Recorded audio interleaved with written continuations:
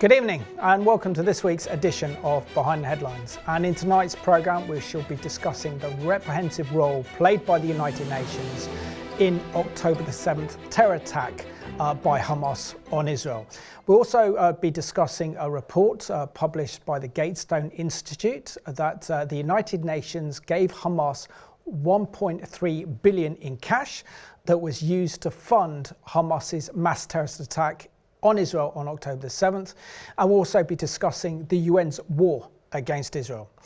Reagan, it's great that we can do another programme, and particularly this time discussing the role of the UN, certainly its war against Israel, and in particular focusing on the United Nations Relief Works Agency, which is a UN agency that solely deals with the Palestinian refugee crisis, but is actually been infiltrated by Hamas and used essentially as a support for terrorism against Israel and the Jewish people, particularly in light of the horrors that occurred over a year ago on October the 7th. Absolutely, Simon, and it's important to remember that this is not something that is new. This is something that Israel has been seeking to address for some time now.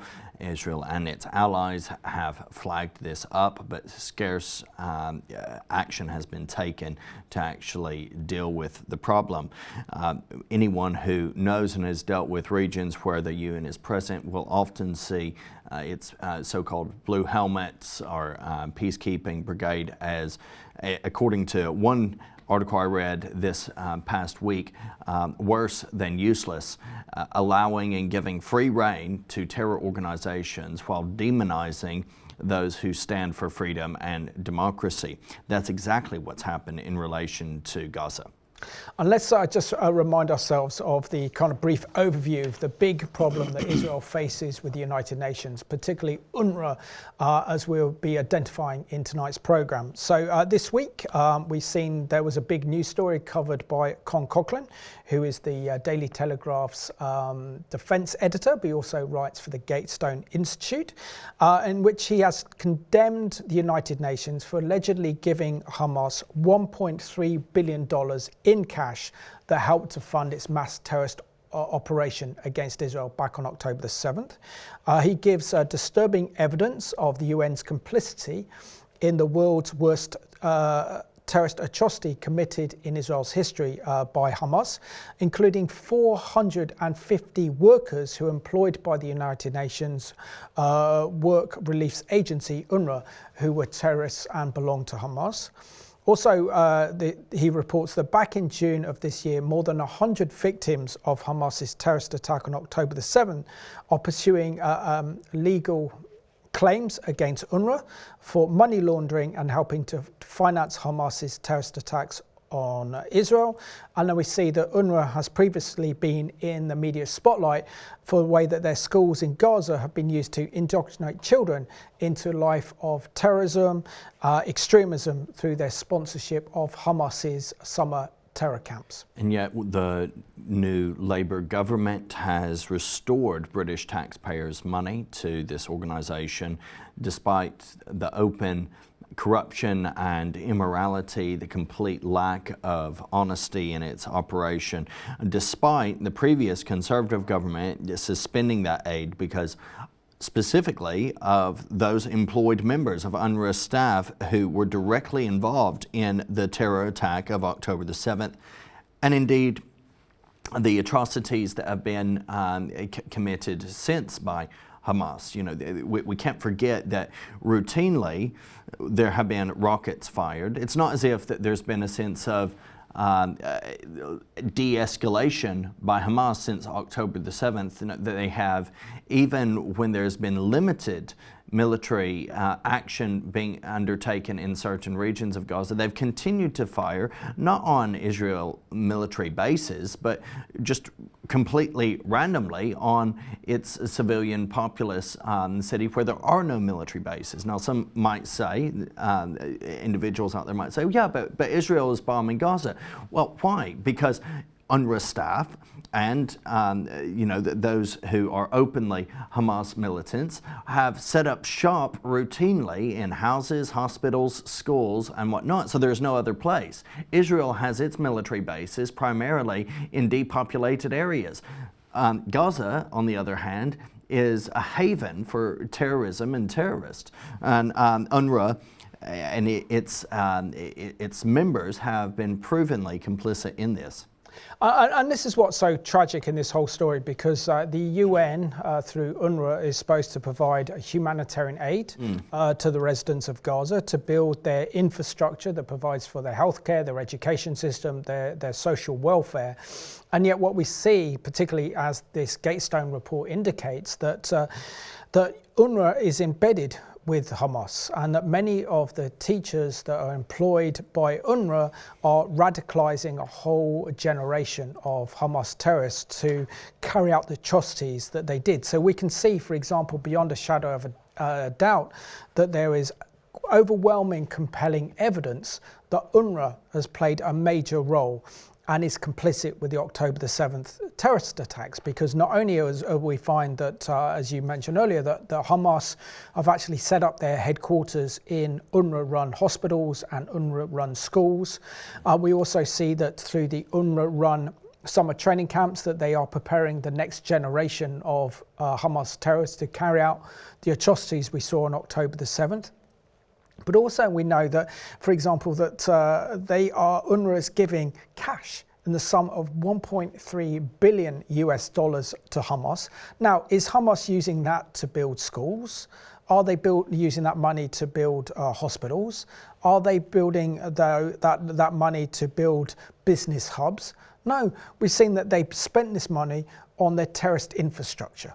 So again, as UK taxpayers and taxpayers around the world, we are funding this immorally corrupt and evil UN agency known as UNWRA that actually acts on behalf of Hamas and is committed to the destruction of the State of Israel through giving Hamas blank checks.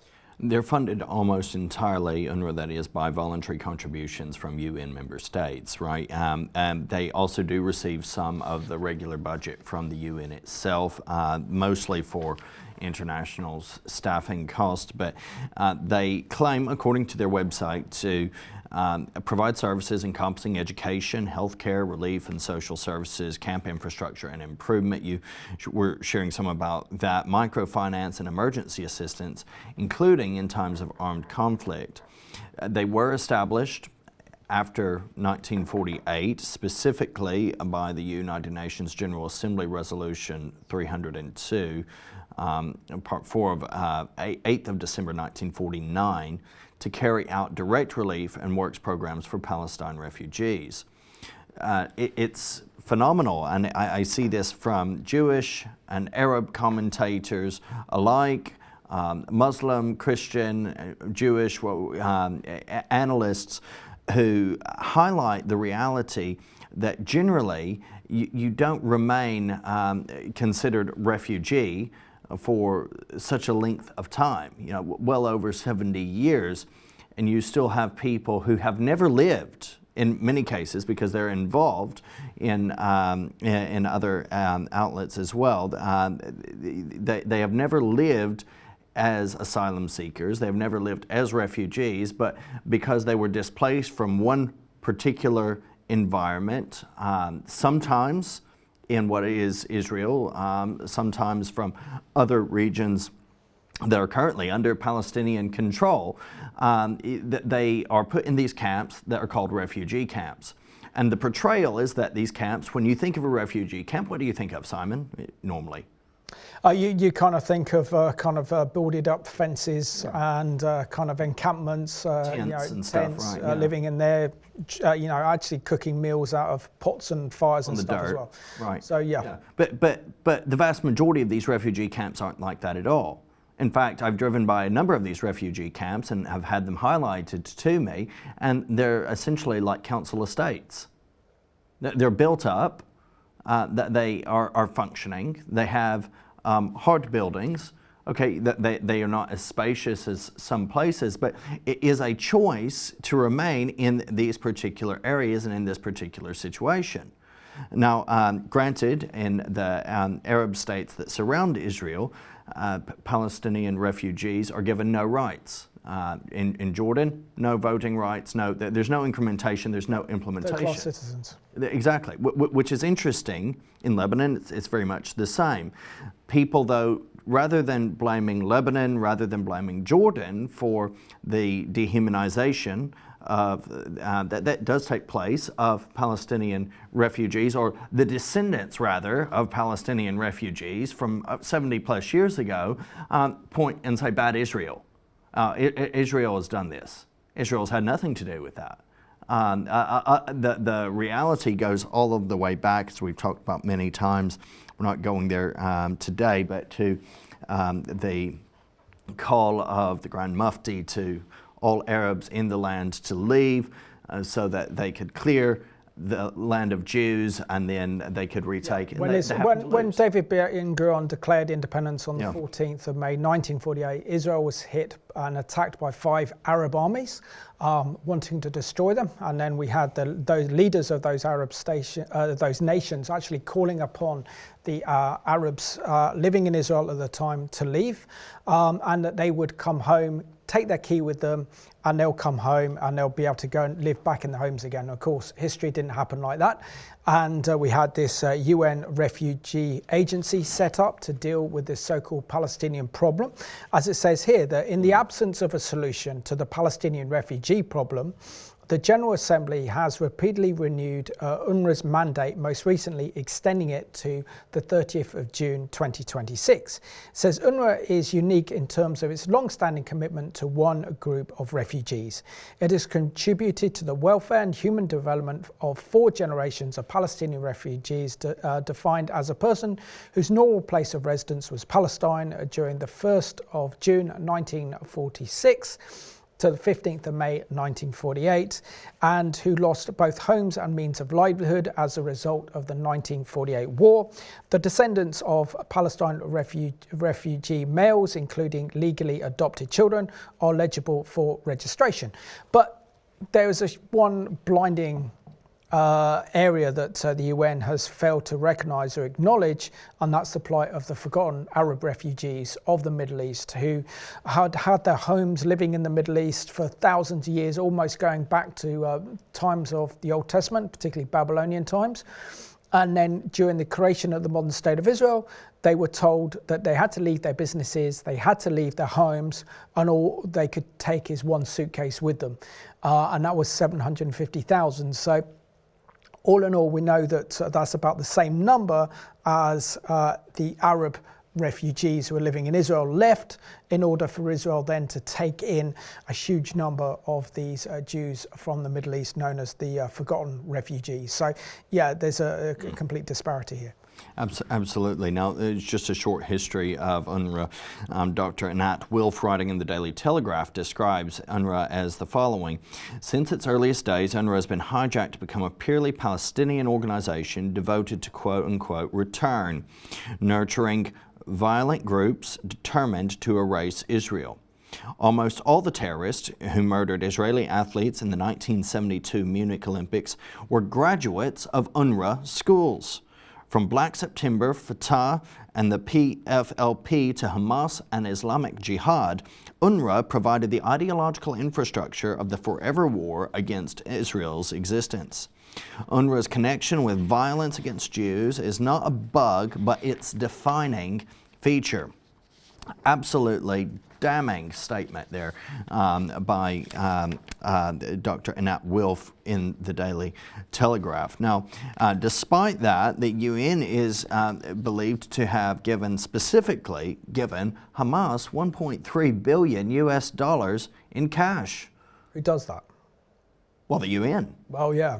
I mean, any sane individual, any kind of sane international organisation, to literally give 1.3 billion to a genocidal terrorist organization, you know that that money is not going to be spent on housing. You know that that money is not going to be spent on schools. You know that money is not going to be spent on welfare. You know that that money is going to be used to fund terrorism against Israel. And of course, we saw how horrific results of that were on October the 7th, just over a year ago. Well, so Simon, I was just doing some looking at their website, and it's interesting that they like to speak in euphemisms about where funding and where resources are funneled to and channeled to, and they speak of the de facto ruling party. What is the de facto ruling party in Gaza? Hamas. So you know that you are doing something corrupt, that you are enabling terrorists, that you are funding a prescribed, internationally prescribed terror organization. You know that, and so but you try to obfuscate and hide a little bit of that from naive and ignorant eyes. You know, so you say that we don't support terrorism, we don't fund Hamas, we simply funnel the money through Gaza's de facto ruling party. You're admitting it. You're saying that you are funding Hamas because they are the de facto ruling party. It's absolutely infuriating, Simon. Then when you hear these claims parroted and you see people say, oh no, how dare you? How dare you? You're slandering UNWRA. Yeah, I see no cases of libel against these individuals who are writing openly and exposing UNWRA. Dr. Nat Wilf and Coughlin writing for the Gatestone Institute, nor others who have repeatedly exposed the truth of this reality, UNWRA's complicity in terror. Yeah, we also see here that United Nations Material Support for Terrorism allegedly gave $1.3 billion to Hamas in cash, and he says presumably for weapons.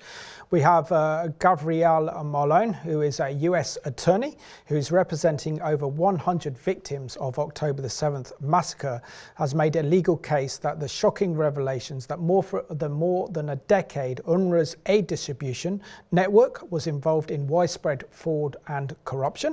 And the lawsuit claims that the scheme not only enriched Hamas, but also funded terrorism, playing a pivotal role in October the 7th's mass terrorist attacks on Israel. He also gives damning evidence that the UN's complicity in the worst terrorist atrocity committed in Israel's history emerged after the IDF reported that 450 workers employed by UNWRA were military operatives from Hamas and other Palestinian terror organizations, and has shared this with this intelligence with the UN. It says that over 450 UNWRA employees are military operatives in terror groups in Gaza. 450, this is no mere coincidence, this is systematic. There is no claiming, we do not know. And this was from the IDF spokesman, Daniel Hagari.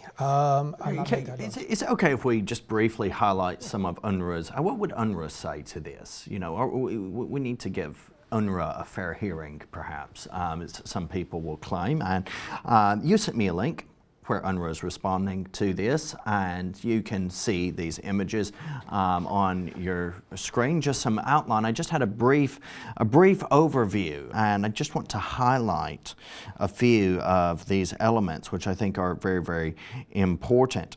Now, the claim that they put it forward to readers as claims versus facts that Israel has brought, and there's a reality that they present where they say UNWRA teachers are trained to address any problematic content in the classroom, and they say they're using this guidance developed out of UNWRA headquarters. The teachers are required to and accountable for following this approach. When it comes to Palestinian Authority textbooks, UNWRA refers systematically to UN positions or issues such as the occupation, borders, the wall, and others. UNWRA is not in a position to, nor is it mandated to reconcile the Israeli and Palestinian narratives. Now, this is euphemism for saying there are two different narratives here. The narrative of the Israeli and the narrative of the Palestinian, of Hamas. and exactly, of Hamas. And they say Palestinian Palestinian narratives as if this speaks for all Palestinians, which it actually doesn't, and that, you know, okay, we're not trying to reconcile this. They're presenting themselves falsely as neutral, which I've said before, neutrality is not at all moral in such cases. Regarding the textbooks produced by the Palestinian Authority, UNWRA is admitting this. This is what they are saying. UNWRA's own stance on these materials closely aligns with the Gatestone Institutes findings in the study commissioned by the European Commission and published in 2021. But they don't highlight themselves what those findings were. So I went and I found the Gatestone study, and I found this very insightful. The most significant findings, this is point 9 of this Institute's findings. The analysis revealed a complex picture. On one hand, the textbooks adopt UNESCO standards and criteria established within international education discourse, such as material on human rights. Okay, so they present, you know, there's some material there on human rights, great. Yet on the other hand, they express antagonism toward Israel within the context of the Israeli-Palestinian conflict. This ambivalence is made clear in the study, where it explains the finding that many sections or chapters are dedicated to themes such as tolerance and the observation of human rights, but at the same time, the textbooks contain anti-Semitic narratives and glorifications of violence. Violence against whom? The Jews, Israel. Both these points are presented and contextualized in detail in the study, but UNWRA doesn't actually specify that. So they say, no, any claims against us are wrong and this is completely misled. Here's the facts. And then they're just basically saying the same as the accusation. It goes on. I'll just read one more here. Members of a Telegram group of 3,000 UNWRA teachers allegedly supported violence, including in the 7th of October attacks against Israel, and there have been similar cases in the past involving UNWRA staff. That's the claim that's been made. That is the claim that we are making that is factually proven. Okay? Here's what they say are the facts. The most recent claims made by the organization UNWRA in January 2024 refer to exchanges found on an open Telegram chat that was not set up, nor authorized, nor managed by UNWRA. That's irrelevant, but they act like it is. The use of the UN and UNWRA logo on this Telegram group has not been authorized. And they talk about the nature of Telegram and how it's impossible to verify the allegation that all members of the group are UNWRA employees. So they unpack the study that they've done. And they show that concerning, it says example, in various claims made since 2022 concerning a total of 129 people, a smaller number, more than half turned out to not be UNWRA personnel. What does that mean? That about half were UNWRA personnel in that group that was unrelated to the initial complainant. Of the 30 people named as UNWRA staff in a report about this particular Telegram group, only 18 could be properly reviewed, as the other 12 provided only first names or nicknames. And then they discovered that from the 18, it's been confirmed that 3 don't work for the agency. 6 have so far been inconclusive, so they're further reviewing. The remaining 9, that's half of those 18, are probably, it says, maybe active personnel, which is basically, no, they have been personnel, and we're looking into whether they're active personnel. And it's just a case of them. I told you, Simon, they're saying, no, we disagree with this claim that's been made against us. And then they obfuscate so much in their paragraphs and in their explanation that it's self-condemning. It's showing who they really are. No, absolutely. So let's see who UNWRA really are, thanks to the Israeli Foreign Ministry. Established in 1949 to provide aid solely to Palestinian refugees, the United Nations Relief and Works Agency, or UNWRA, has a checkered history, riddled by scandals. The agency's history points to a troubling reality.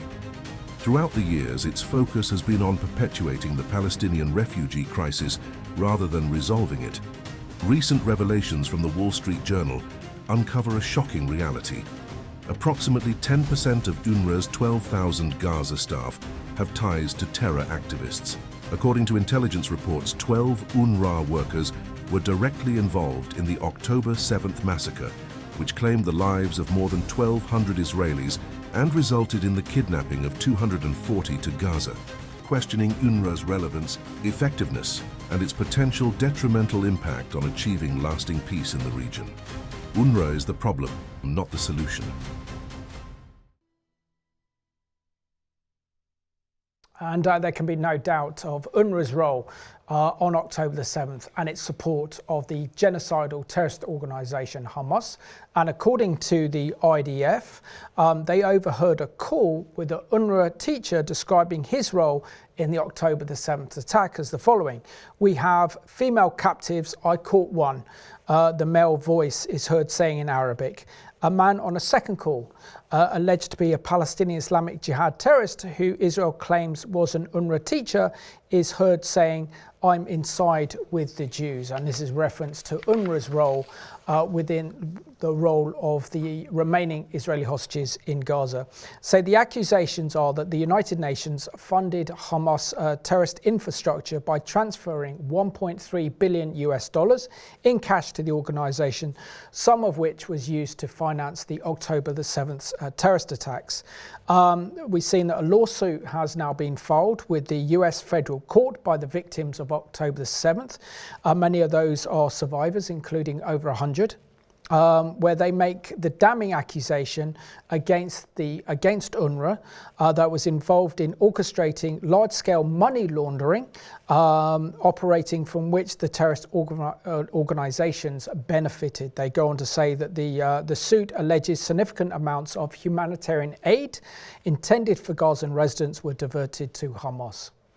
And Gabriel Maron, the attorney who is representing the plaintiffs, argues that the shocking allegations demonstrate that for more than a decade, UNRWA's aid distribution network was involved in widespread fraud and corruption.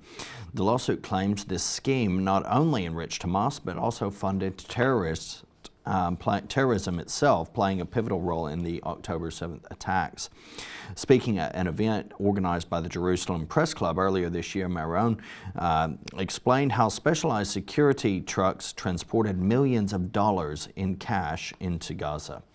Now, a question that has to be asked is, okay, why on earth has UNRWA been paying Hamas in cash? What's going on with that? Well, speaking at that Jerusalem Press Club event, Maron explained how these security trucks were transporting the cash. Some of the physical cash payments made to smugglers for weaponry date back to before 2018. Now, remember that we've been seeing an escalation of violence and rocket attacks from Gaza since around that time frame. So it's been increasing. It's almost predictable. You can generally pinpoint on the calendar when it's going to escalate. Very often around Ramadan, very often around particular Jewish holidays when Israel is seen at its weakest. But after this date, Qatar began transferring $10 million monthly in cash, and UNRWA added another $20 million, making up 2/3 of the cash flow. A key element in Maron's case is that while the Palestinian Authority pays its Gaza employees via wire transfers through banks, the payments to Hamas were made in cash, prompting questions about why the different payment systems were necessary. Seems pretty dodgy. Now the question is, why is cash being used in this one location, and in all the other locations they use local currency, and they're using dollars, so they're not even using the local currency, which is generally you can use shekels, or you can use Jordanian money in many of these places as well. The dollar-based payments, the suit says, require aid recipients to use Hamas's money changers to convert them into usable shekels, diverting fees of 10% to 20% into Hamas's coffers. This payment scheme reduced the real value of aid to Gaza residents by $2 million to $4 million US per month, and increased Hamas's monthly revenue by that amount. Perhaps more significantly, it ensured a reliable supply of US dollar currency into Hamas's control each month, necessary to pay smugglers and arms dealers who do not accept shekels as payment, according to this lawsuit statement. Which is absolutely horrific. If you consider that we know that Hamas are then making an extra 10% extra income out of the residents of Gaza to exchange money from dollars into shekels so that they can actually use, and they're using this to fund terrorism. Also, we saw at the Jerusalem Press Club that the lawsuit alleges that financial support for UNWRA significantly aided Hamas. The documents detail how UNWRA, for example, knowingly allowed Hamas to construct command centers, attack tunnels, rocket launchers and bunkers beneath its facilities, including headquarters, schools, medical clinics and offices. Payment practices reveal that Hamas members, many of them who participated in terrorist attacks and the torture of hostages, were knowingly hired by UNWRA as staff, and this led to consequences such as the radicalization and indoctrination of UNWRA schools using Hamas-approved textbooks and curricula. So again, we see that the UN is complicit in Hamas's war aims of attacking and destroying Israel, building up its terrorist infrastructure, but also indoctrinating children with hatred and violence and glorifying terrorism against Israel. Now, back in June, we see that the JNS reported that October the 7th survivors were suing UNWRA as the UN agency has participated in this fraud that we've been outlining, this corrupt scheme that has benefited Hamas going back more than a decade, with catastrophic impact on Israel itself and enabling essentially the 7th of October attacks to be carried out.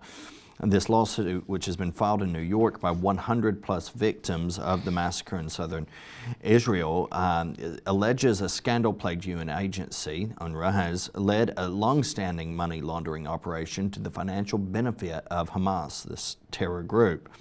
The suit, filed in the District Court for the Southern District of New York, names as defendants the UN Relief and Works Agency, UNWRA, and 7 commissioners general, deputy commissioners general, and a director, accusing them of participating in a decade-plus scheme of fraud and corruption. Okay, and this is the response from the families and relatives murdered by Hamas back on October the 7th. So there is no pain in the world that compares to burying your children and grandchildren who were murdered and suffocated in their own home, said Gadi and Remela Kadem in a statement. All that is left to fight to hold those responsible for strengthening Hamas to account. UNWRA strengthened Hamas and transferred funds and financed the murders.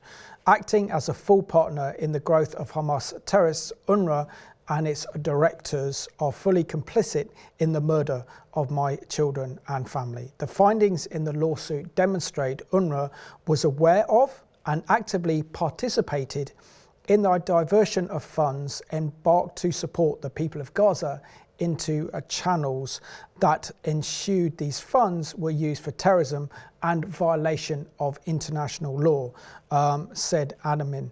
One of the lead lawyers in the case, UNRWA's insistence that over $1 billion in Gaza aid be distributed in US cash that locals could not spend without going through Hamas money changers, is one of the most damning pieces of new evidence presented in this case. So let's have a look at this CBN report that hears from the families who are suing the UN, entitled Israeli Hostages Families Sue UNRWA for Funding Hamas.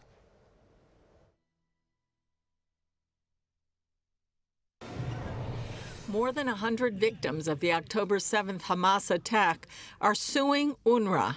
They accuse the UN aid agency for Palestinians of aiding and abetting the terror group's assault and are seeking $1 billion in damages.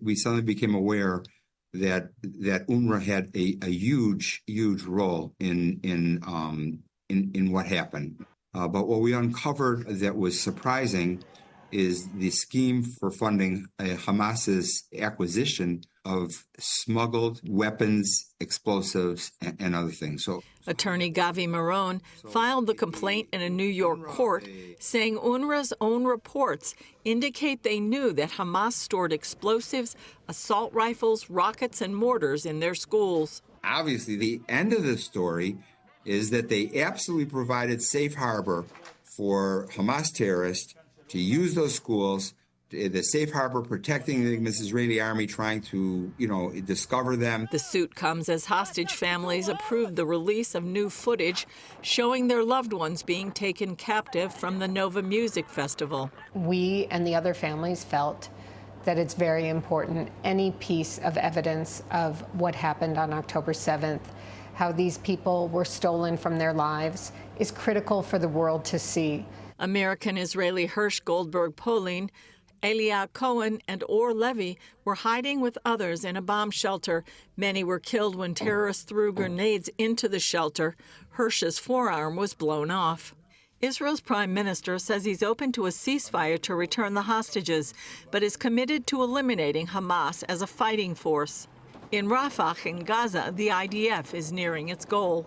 We are clearly approaching the point where we can say that we have dismantled the Rafah Brigade, that it is defeated not in the sense that there are no more terrorists, but in the sense that it can no longer function as a fighting unit.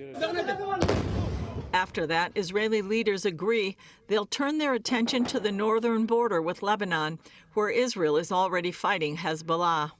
We will have the option to transfer part of the forces to the north, and we will do that. First and foremost, for defense purposes. Secondly, to return our residents home. Meanwhile, in a move that could threaten the stability of the Netanyahu government, Israel's Supreme Court today ruled that the military must begin drafting ultra-Orthodox men who have been exempt by law due to their religious beliefs. Julie Stahl, CBN News, Jerusalem. Well, the previous CBN news report that we showed is a few months old, and since then we tragically can confirm that Billon has been killed. He was shot at point-blank range hours actually before a group of IDF soldiers were able to mount an attempted rescue. They were aware of where the hostages were. Of course, they're aware of the risks, but Hamas's new policy is anytime there's fear that IDF is nearby, they go ahead and shoot any hostages that they're holding. And this week's special guest is joining us all the way from Israel, and she is currently in her office in the Israeli Knesset, Israel's parliament, and our special guest for today is Sheren Haskell, representing the National Unity Party. Sheren, it's an absolute pleasure that you can join us on Behind the Headlines today, and I had that pleasure back in 2019 of interviewing you in the Knesset. You did an amazing job. You do an amazing job in standing up for Israel and the Jewish people in the Knesset, but also you do a very important role, and that's reach out to Christian evangelicals around the world. So thank you for that. But share with us your thoughts on this new report that UNWRA, the United Nations Relief Works Agency, has given Hamas the sum of $1.3 billion US dollars in cash that the terror organization known as Hamas used to carry out the worst mass terrorist attack in Israel's history back on October the 7th, 2023. Mm-hmm. Yeah, well, this is not a surprise for me. For the last 9 years, I've been trying to make a major change in what is called UNWRA, knowing that it was compromised, it was taken over by Hamas, a terrorist organization. And so we knew and we weren't warned time after time that what they're doing is they're actually paying the salaries of terrorists and of Hamas activists. Matter of fact, in 2006, we reported to the United Nations that the head of the Union of the Teachers of UNWRA in Gaza was in fact Hamas spokesperson. They knew it, it was out there, and for more than 10 years they refused to fire him. Only after about 10 years on corruption allegations, where usually this is a fight of power within this organization, that people actually are being fired. But they didn't care for the fact that he's a terrorist, that he's a declared terrorist, that he was a spokesperson of a terrorist organization. They still paid his salaries. When we see, and we have documents of the neighborhood commanders of Hamas, like in Khan Yunis, okay, thanking the head of the school education district in that neighborhood, thanking him for giving a week of paid leave from his position as a teacher in an UNRWA school for military training. And that was about 10 days before the 7th of October massacre.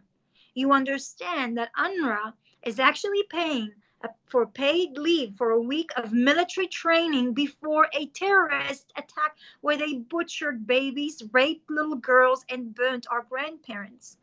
So all of this is not a surprise at all. They turn a blind eye. On the one hand, they say we need to boycott, we need to sanction, we need to stop this terrorist organization. And on the other hand, they pay their salaries.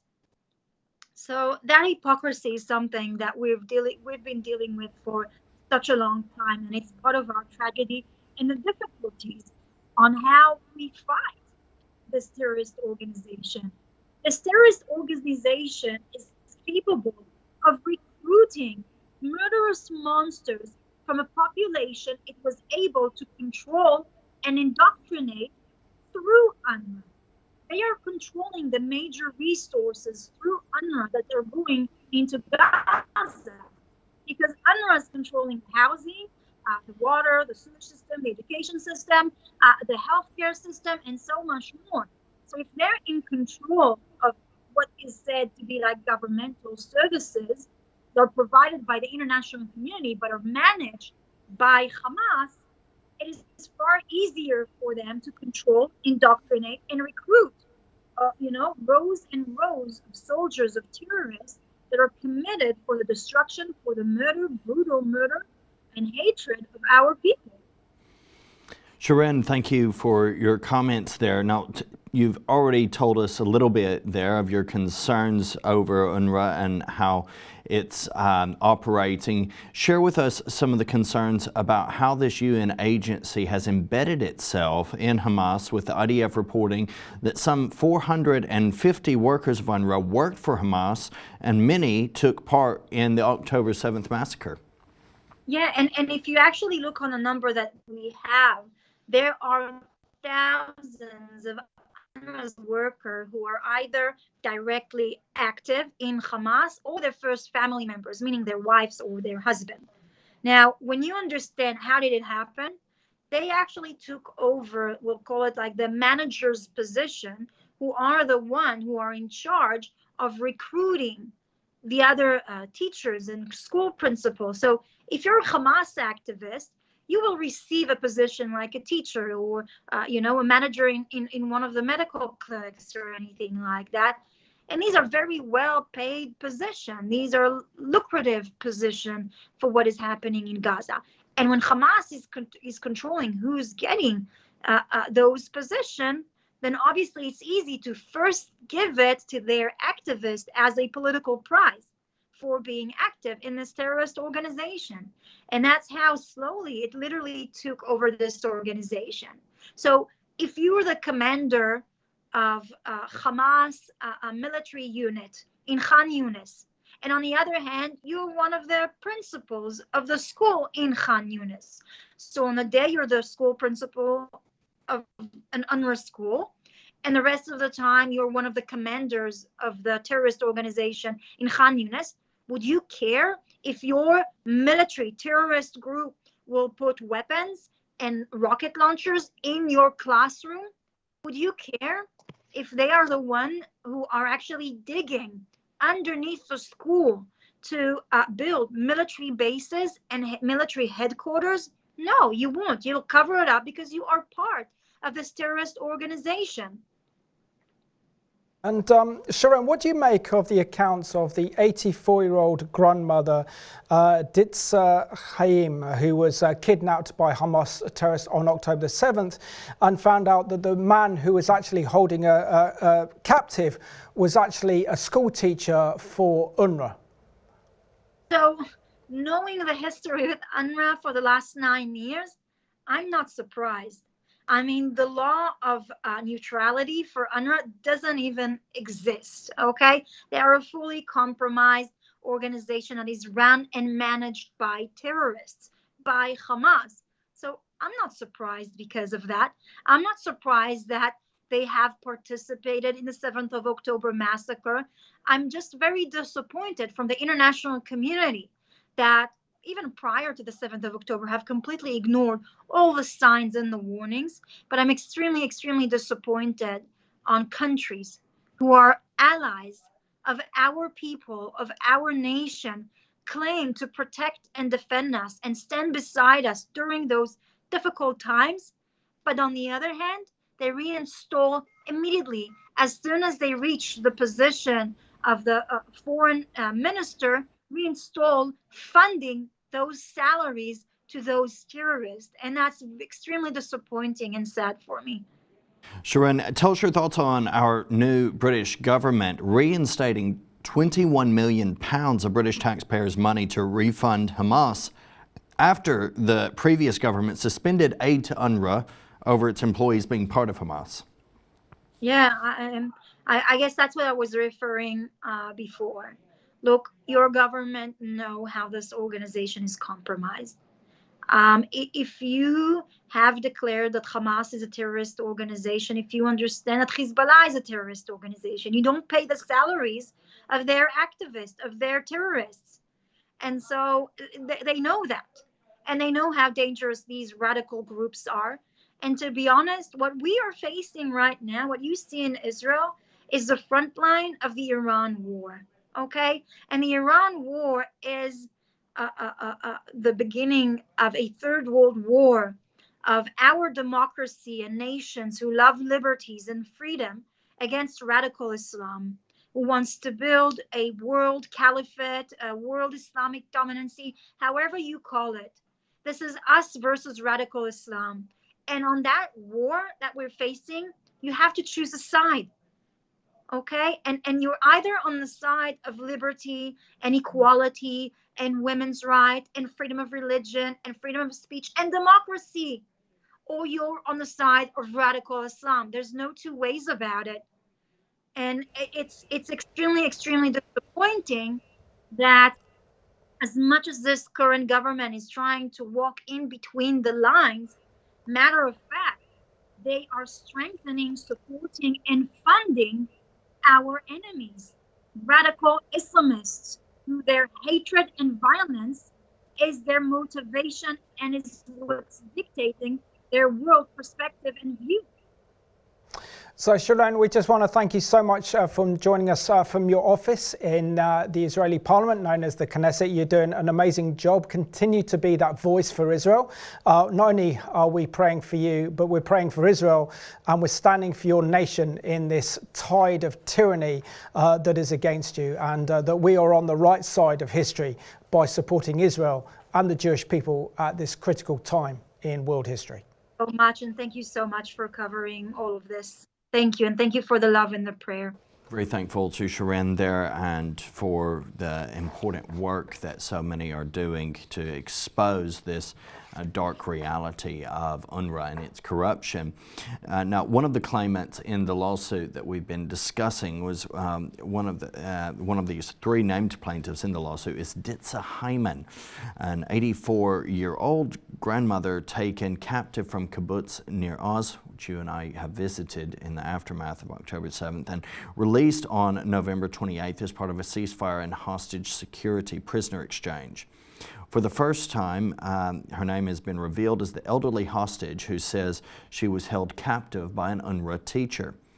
The fact that Hamas controlled Gaza was not an excuse for UNWRA to hire and fund terrorists, but instead should have ensured UNWRA took care and extra precautions, Hyman said in the statement announced the lawsuit.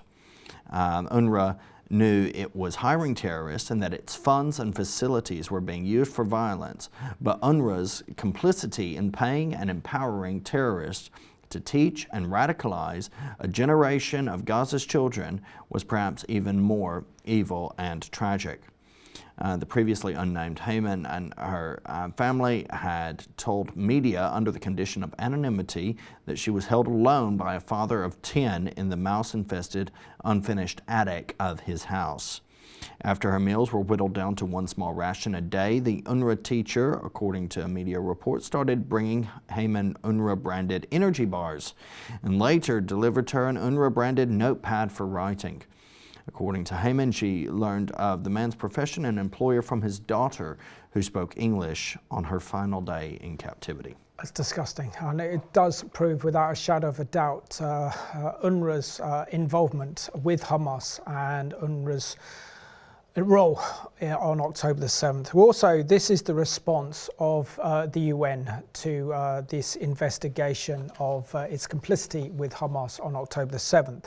So the office of Antonio Guterres, the UN Secretary General, stated on Monday that we're aware of press reports that a lawsuit has been filed in the United States against UNRWA and certain officials. He says that the UN, including UNRWA, enjoys immunity from legal procession, as do the United Nations officials, including those serving with UNRWA. This is the UN Secretary General's office response. Also said that the United Nations will liaise with the United States authorities as necessary in this matter. I don't think you could get anything more corrupt, can you? Reagan, the fact is that the UN itself cannot be investigated, cannot face legal prosecutions, and therefore they are immune from any legal action taken against them, including those employed by UNRWA in Gaza to carry out the massacre of October the 7th, is beyond the pale and just shows you how morally corrupt and irrelevant the UN is.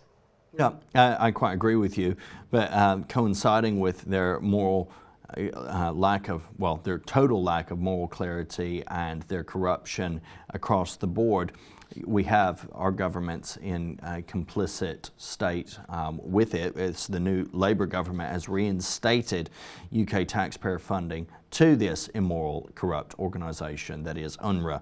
According to the Jewish News Syndicate, reporting back in July, under the headline UK to resume UNRWA funding, 6 months after pause over allegation of UN bodies' terror lies, the Conservative government suspended funding to UNRWA. Today, the Labour government is restoring it. And this was David Lammy in one of his very first acts as in office, one of his very first acts as part of this new government, essentially saying, yeah, we're going to restore funding to a terror-supporting organisation. Absolutely abhorrent. £21 million of our taxes are being used to refund UNRWA despite the evidence of UNRWA's involvement in October the 7th. Well, this is what he said. This is what I mean, it's completely senseless and without any reference to why the funds were removed. He says they're going to continue donating. It's the equivalent of about $26.5 million to the UN Relief and Works Agency to support its life-saving work in Gaza and the provision of basic services in the region. Okay, first of all, life-saving work, actual life-saving work, has always continued, and indeed the IDF has been a massive part of setting up particular health centers and a temporary outpost for carrying out the essential services that are needed. The provision of basic services has continued to be provided through various charitable institutions. That could have been done without UNRWA. It could have continued. Maybe the government could have said, well, we're going to put $26.5 million to independent organizations that don't have any taint of terror. Absolutely. But what he says is disgusting here. He says he is reassured after an independent review found that UNRWA is ensuring they meet the highest standards of neutrality and strengthening its procedures, incling on vetting. On what basis? Well, what inquiry? They even admit to it. And what evidence?